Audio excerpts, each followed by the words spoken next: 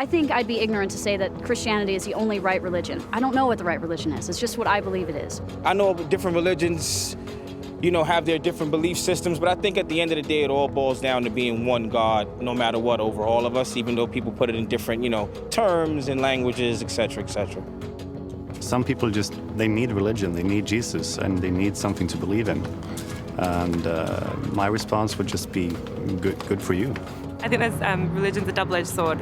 There's a lot of good and there's a lot of bad that can come out of it. And I'm not sure if it's from religion that the bad or the good comes out of it, or whether it's the people.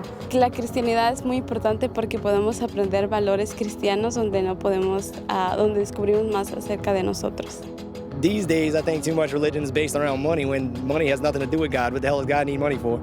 The fundamentals of Christianity, like the values that are taught, are important, and they all serve positive purposes. Some people that I've met, I've had friends, and the minute they find out about me, or the minute that I do anything that doesn't follow their religion, they don't want anything to do with me.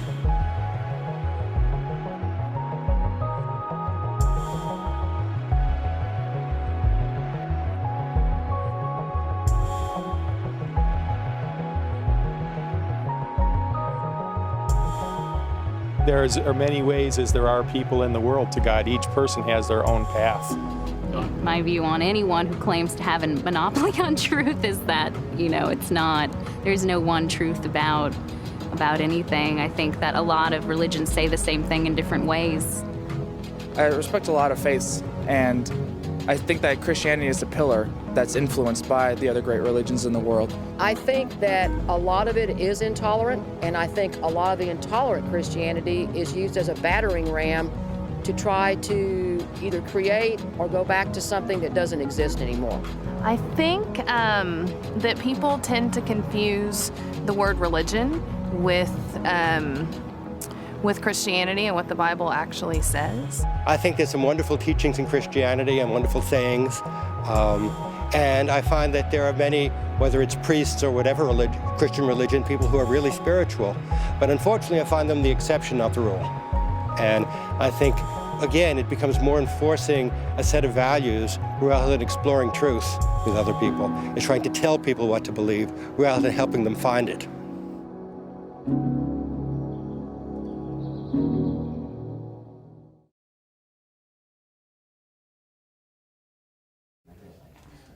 If I am saying something and I feel like that I have misspoken or said something in a way that I want to... Posted all over the internet.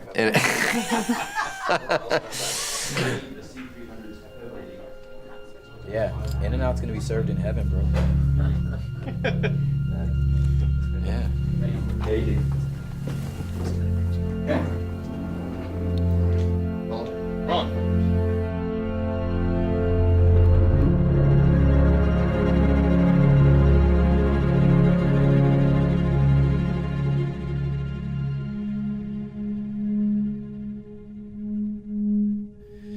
Yeah, I think that one of the hardest things living in a society like ours is that there is such diversity, and there's so many different beliefs and so many different religions around us that it's very difficult for us to imagine that any one of these religions, whether it be Christianity or Islam or any worldview really, would claim to have the market on the truth.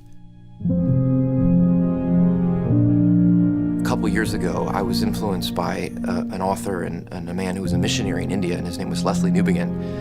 And he told this parable. There's an old story in India about a king and an elephant. And a king had an elephant, and he wanted to do an experiment, and so he brought in 6 blind men, and he asked them to tell him what the elephant was. And so the blind men, of course, began to feel around, and the first one felt the elephant and the side of the elephant and said, "Oh, it's a wall." And another man felt the trunk and said, it's a snake. And the other man felt the foot and said, "It's a tree." And you get the point. He felt the ear. It was a fan. And so, of course, the point of the story is, and people often tell this in India, and it's become a popular story in our society as well, that the blind men are like the various religions of the world. None of them see the elephant in whole, but they're all basically describing the same thing with different angles, but not one of them could ever say that they have the full knowledge of the elephant. Here's the problem with that, and I was really helped by this, because what this man, Leslie Newbigin, said is the only way that anyone can ever come to that conclusion is if you are in the position of the king. The only way that you can ever say that each of the individual blind men only have part of the truth is if you are the king and you are looking down and seeing the whole picture, seeing the whole elephant, and are able to judge each of the blind men accordingly. And so the application to our time is this, is that I think when people say all religions are basically the same, that sounds really tolerant and it sounds really humble. But in reality, it's kind of an arrogant claim. It's sort of like saying you're in the position of the king, that you can see the whole picture and that each of the religions can only see a part of it. When it comes down to it, I think what I've realized is that we're all exclusivists. All of us are making exclusive claims, whether you say that God is a Trinity, like we say in Christianity, or whether you say God is one, the way they do in Islam or Judaism, or if you say God is many, the way they do in Hinduism, or if you say there is no God, as you do in secular humanism, or you say that all gods are basically the same, which is basically progressive, sort of progressive self-made American religion. In every single case, you are making an exclusive truth claim that has the potential to exclude. You're making a statement about ultimate reality. So I think one of the best ways to do it is just to admit the ways that you're exclusive, to admit that yes, the Christian religion does say that Jesus Christ is the only Savior and Lord. And let's just take all of our exclusive views and put them out on the table and have an honest debate about them. I think that's a lot more honest than saying that all religions are the same. We think that narrow means intolerant, right? And intolerance somehow is the cardinal sin of our world, right? If you're playing a guitar, I mean, how many G's are there? How many notes? How many ways can you play a G? There's one way to play a G. You're either on key or off key. Is that intolerant? Is that narrow? Is that unfair?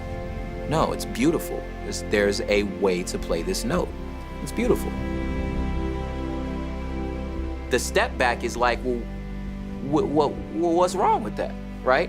And narrow in what way, right? Narrow in the way of being clear, in being concise, in being decisive, in being attainable, right? Right? Yeah, in that sense, absolutely. But isn't that a good narrow? Like, aren't these good things? That like, it's not like I'm shooting up, I'm throwing spaghetti at the wall and hoping that one of them sticks. You know what I'm saying? Like, that's broad, right? But come on now, like, who's trying to live like that? That you just toss up stuff and hope that something stays on there. Like, nah, man, like, tell me the bullseye, Tell me the target.